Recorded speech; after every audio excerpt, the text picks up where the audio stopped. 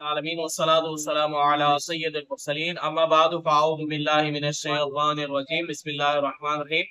درود پاک پڑھ لیں۔ اللہم صلی علی سیدنا و مولانا محمد مبارک وسلم صلاۃ و سلام علیک یا سیدی رسول اللہ۔ فیضان تراویح کو الحمدللہ ہمارا جاری تھا۔ ہمارا موضوع تھا تراویح کے مسائل۔ پچھلی نشست میں بھی ہم نے سماعت کیے، اس نشست کے اندر بھی ہم انشاءاللہ العزیز مسائل کو جو ہے وہ سماعت کریں گے۔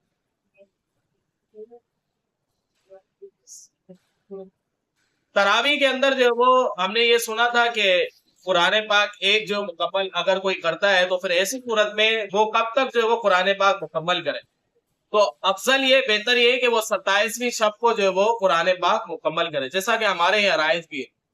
لیکن اگر کوئی پہلے جو قرآن پاک مکمل کر لیتا ہے، جیسے 6 روزہ بھی ہوتا ہے، کہیں 7 روزہ ہوتا ہے، کہیں 10 روزہ ہوتا ہے، کہیں 12 روزہ ہوتا ہے، تو اس میں جو قرآن پاک مکمل کر لیتے ہیں، لیکن تراویح جو ہے وہ آخری رمضان تک جو ہے وہ برابر پڑھنی ہے۔ ایسا نہیں کہ قرآن پاک مکمل ہو گیا کہ آپ نے 6 روزہ پڑھ لیا، اب تراویح ختم ہو گئی، نہیں، جب تک رمضان المبارک ہے اس وقت تک جو ہے وہ آپ کو تراویح ادا کرنی پڑے گی۔ اب جیسے ہی جو ہے وہ عید الفطر کا چاند نظر آ جاتا ہے، شوال کا چاند نظر آ جاتا ہے، تو پھر ایسی صورت میں جو ہے وہ اب جو ہے وہ تراویح جو ہے وہ نہیں پڑھی جائے، جیسے اعلان ہو جاتا ہے تو پھر جو ہے وہ تراویح عشاء کے بعد نہیں پڑھی جاتی۔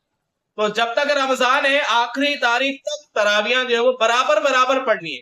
اب وہاں 6 روزہ ختم ہو جائے، 7 دن کے اندر کوئی قرآن پاک مکمل کر لیتا ہے تو پھر بھی جو اس کو آخر تک جو وہ پڑھنی پڑے گی۔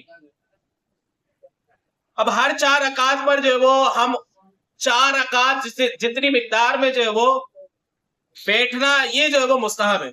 اس کو ہم کیا کہتے ہیں؟ ترویح، اور یہ تراویح جو ہے وہ اسی کی جمع ہے۔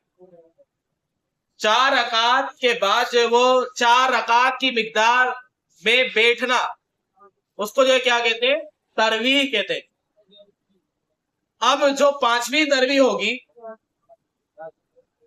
تو اس میں جو وہ اگر لوگوں پر گرا گزرتا ہو، یعنی لوگوں کو جو ہے وہ باری پڑتا ہو، تو پھر ایسی صورت میں جو وہ 4 رکعت کی مقدار میں بیٹھنے کے بجائے وتر جو ہے وہ پڑھا لے۔ عموماً ہمارے یہاں جو ہے وہ اس طرح ہوتا ہے، جو آخری ترویح ہوتی ہے اس میں جو ہے وہ فوراً جو ہے وہ وتر جو ہے وہ پڑھا لیتے ہیں، تو صحیح ہے۔ اگر لوگوں پر گرا ہے تو پھر ایسی صورت میں یہ درست ہے، اور اگر لوگوں کو دلچسپی ہے تو صحیح ہے، یہاں 5ویں ترویح کے اندر بھی بیٹھے 4 مقدار کی 4 رکعتوں کی مقدار جتنا جو ہے وہ ترویح کرے، پھر جو وتر کی طرف جائے۔ لیکن اگر 5ویں میں ترویح نہیں بھی کوئی کرتا تو پھر ایسی صورت میں کوئی حرج نہیں ہے۔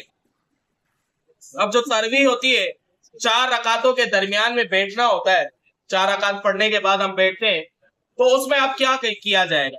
اس میں یہ ہے کہ اب اختیار ہے، چاہے تو وہ چپ بیٹھا رہے، چاہے تو وہ کلمہ شریف پڑھے، چاہے تو وہ تلاوت کرے، درود شریف پڑھے، یا جو ہے وہ 4 رکعت تنہا نفل بھی پڑھ سکتا ہے، یا چاہے تو دعا پڑھے۔ جیسے ہمارے یہاں دعا جو وہ معمول ہے، کون سی دعا؟ سبحان ذی الملک والملکوت الی آخری، آخر تک جو ہے وہ یہ ہم انشاءاللہ پڑھتے ہی رہتے ہیں، تو یہ بھی جو ہے وہ دعا پڑھ سکتے ہیں، ایک اختیار ہے۔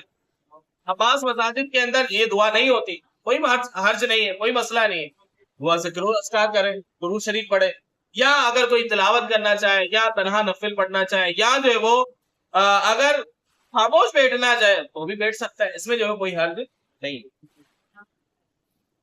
اب بڑا اہم مسئلہ ہے کہ تراویح کی جماعت جو ہے وہ یہ سنت کفایہ ہے، یعنی اگر سب لوگوں نے مسجد کے سب لوگ اگر چھوڑ دیتے تو پھر ایسی صورت میں